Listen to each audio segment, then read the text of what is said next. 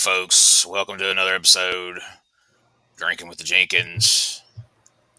I'm outlaw wrestling promoter Whitey Jenkins, joined by co-promoter Delbert Jenkins. Delbert. What's going on, Whitey? Well, it's not too good, man. We hyped up Mud Show Mania. We thought it was going to be the biggest outlaw wrestling events ever took place, and you kind of dropped the ball. It was a huge failure. You booked Mike Jackson Jr. He no-showed. People were upset about that. These other guys you booked, pull up on the screen, producer Smokey. These two weirdos here, the Jobbers of Doom, got caught in the dressing room, going through the bags of Femolition, trying to sniff their underwears. Caused a whole big uproar. They were going to beat them guys to death. These are your people that you brought. Not to mention, Zombie Buddy Landale died the day before the show. I don't even know how that's possible. How the hell does Zombie Buddy Landale die? I thought he was already dead. I don't know. I don't know what you're talking about. I dropped the ball. First of all, there was no crowd. Half the wrestlers didn't show up. The Kmart called the fucking sheriff's deputy. I thought you had everything handled. How did Kmart call the sheriff's deputy? They've been closed for 7 years. Well, somebody said they called. The property owners called and said they knew exactly where we were. Well, I was told LaParca's mom is the one that called the cops because she bought what she thought was a bunch of weed from you that turned out to be catnip. Don't you ever talk shit about my weed. Well, that's the rumor and innuendo right there is that. That is not at all what happened. Parker's mom got mad because you ripped her off. That is not at all what happened. And I don't know why you would be just throwing around wild allegations. Could it be because you, once again, it ruined?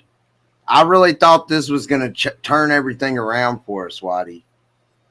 How did I ruin it? You did it like you do everything. You take everything we ever try to do, you bend it over, and then you put your dick in its ass. You messed it up, Whitey. What did I do? Okay, hold on. Before you answer that, besides booking Ultimate Cena, who everybody wanted to see, besides booking the biggest star of the show, Nature Boy Paul Lee Jr. He showed up 3 hours late. That's what he does. That's what he learned from his daddy. And then they copy that from Ric Flair. Phil Aycock was there. Ferocious Phil Aycock, formerly Benny Omega. He showed up. I booked him.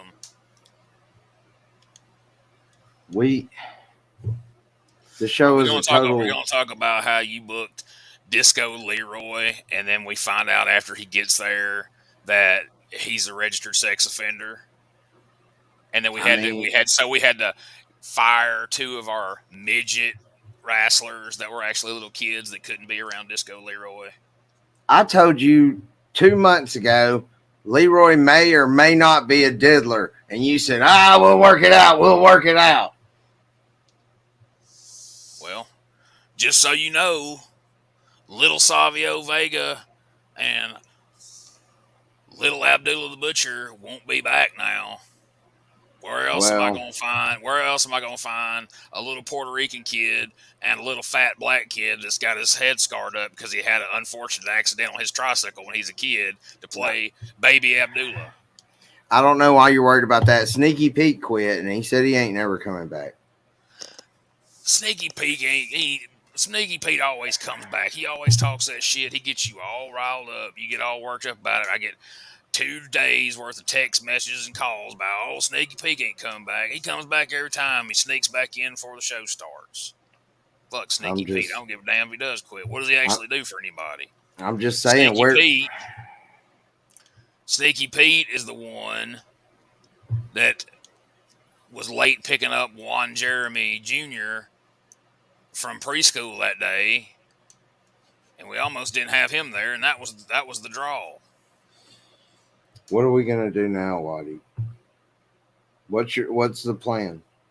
Well, I don't know if you get on the Facebooks or not, but I've already managed to sign legendary WCW tag team, the Ding Dongs, to appear at the next OWF I've Mud. seen that, and you're posting that, but we just had an ultimate failure of a show.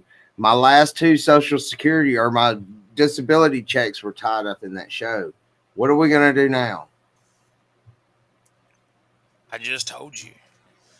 Okay, well, all right, I wasn't gonna reveal this already, but remember how you and that dumbass Gene Jackson and that damn Charlie Sanders, y'all had that bright idea to try to rip off my OWF TV show, and y'all had that main event comedy, uh, cheap TV or whatever y'all called it, Sunday night's main event that had all of like one episode before y'all got canceled. Remember that? Now, I think you had something to do with that to get to, though.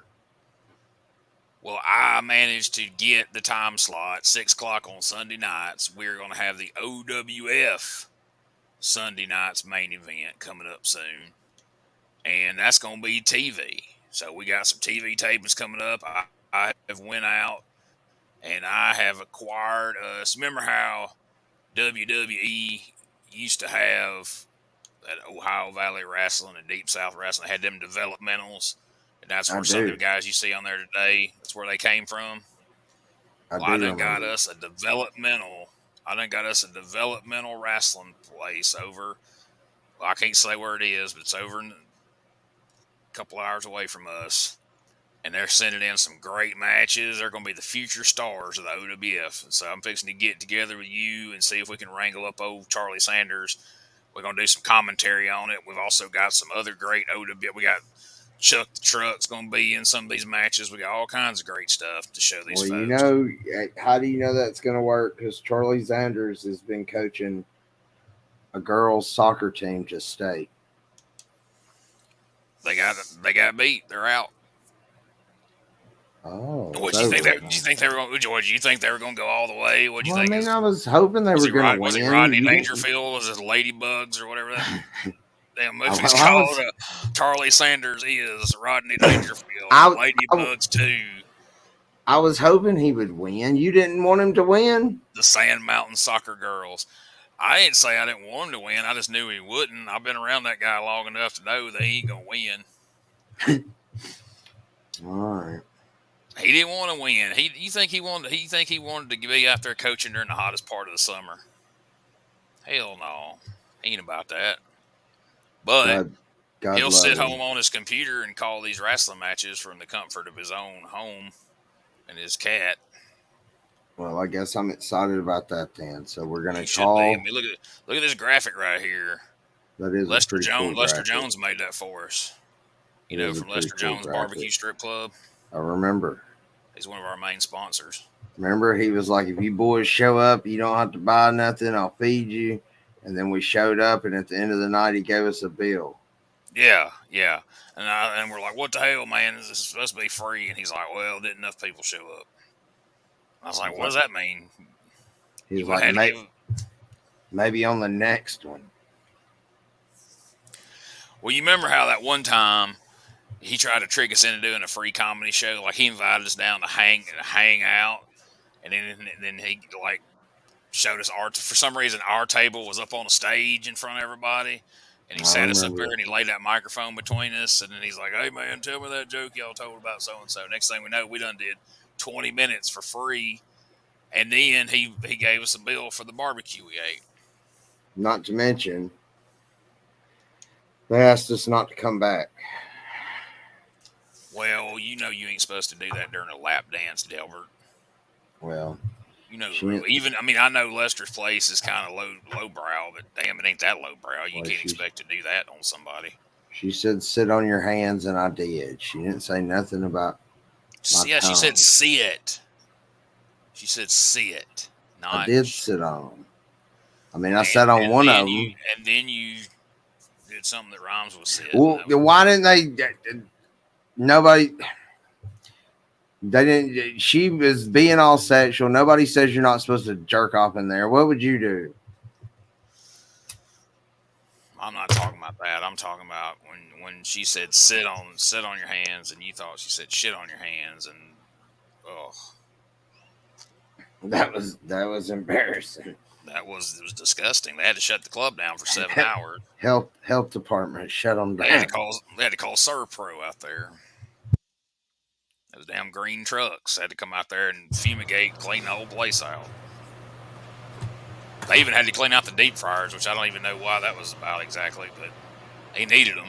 I mean, How come? you should have seen some of the stuff they fished out of there. How come, Whitey? Whenever I'm talking about failures that me and you've been involved in, you just bring up an embarrassing moment that happened to me. Well, I mean, why is it that every time we talk about failures, I mean, it's your stuff comes up. I mean, I can't really name. I mean, what have I failed at? I mean, I ain't really messed anything up. The OWF show was a complete failure, Whitey. That had nothing to do with me.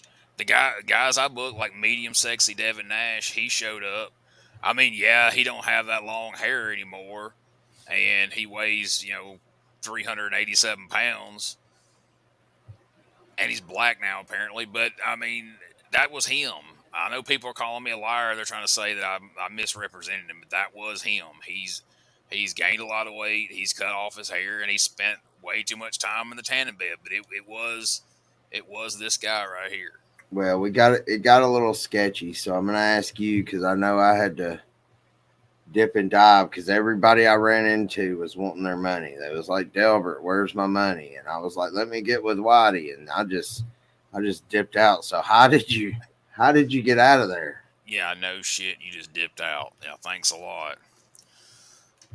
Well, I mean, I told him, I was like, what money? Like, I didn't promise anybody any money. You literally promised them all money, Whitey. No, I promised them all a check, and I gave them all a check. I ain't say nothing about money. Every last one of them, I would say, if you show up to this show, I will write you a check for $300. And I wrote every one of them a check for $300. Where did you get the check from, Whitey? I didn't even pay attention to the name. I just say it was. I had to go. So the other day, I was delivering some furniture, and there was a checkbook on the counter. It looked like they were using it, so I picked it up. Buddy of mine works for a furniture company, and they were short that day, so they paid me cash to go help him do some deliveries. So I went and made a few deliveries. I found a couple checkbooks, found some cash. I'm trying to help us out. I don't know why. I don't know why. I mean, for all I knew, those checks were good. I didn't know the guy didn't have enough to cover $2,300 check. I mean, what is that, like $2,000 or something? Well, you didn't sign your name to it, did you? No, I signed the guy's name whoever's name was on the check. Who was the name on the check? I don't remember what the guy's name was. I mean, something Koloff or something like that. I don't know. I mean. Oh my God. You're going to end up back in jail, Whitey. Well, if you have me talk about it on this damn podcast, I mean, it wasn't something I planned on discussing. Bobby Mildfire Rich was there. He had a hell of a match. He had the match of the night with Russian Redneck, Billy Ray. They shut the match down 30 seconds in. It was our fucking curtain jerker. He come out hot though. I mean, he was like a house of fire. Them 30 seconds was a lot of action, and I don't think they should have expected us to refund all three of them people's money when they did see some wrestling. We didn't have to refund them no money. The sheriff showed up and the fire marshal and literally made us leave the parking lot area. Yeah, but after you ran off, they told me I had to refund the ticket money. And then you wrote hot checks.